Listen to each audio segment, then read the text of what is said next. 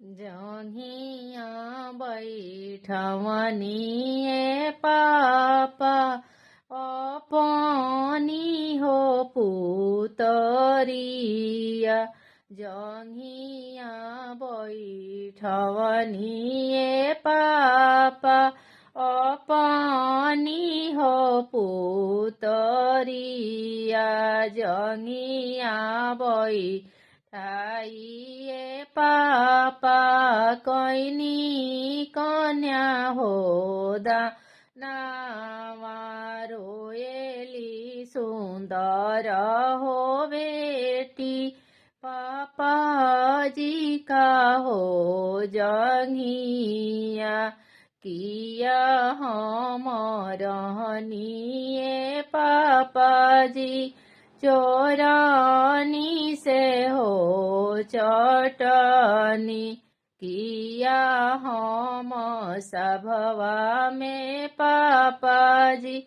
पगरी हो झुकवनी कौने कारण माए पापा जी कैनी कन्या हो दानवा कौने कारण ए पापा जी कैनी कन्या हो दानवा नाही तू रहलू हो बेटी चोरनी से हो चटनी नाही तू आहो बेटी पगरी हो झुकवलु नाही तू सभवा में बेटी पगरी हो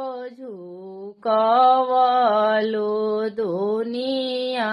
के रीति होवे एठी कैनी कन्या हो दानवा दुनिया के रीति हो बेटी कैनी कन्या हो दानवा जांघिया बैठवनिए चाचा जी कैनी इंधिया हो दानवा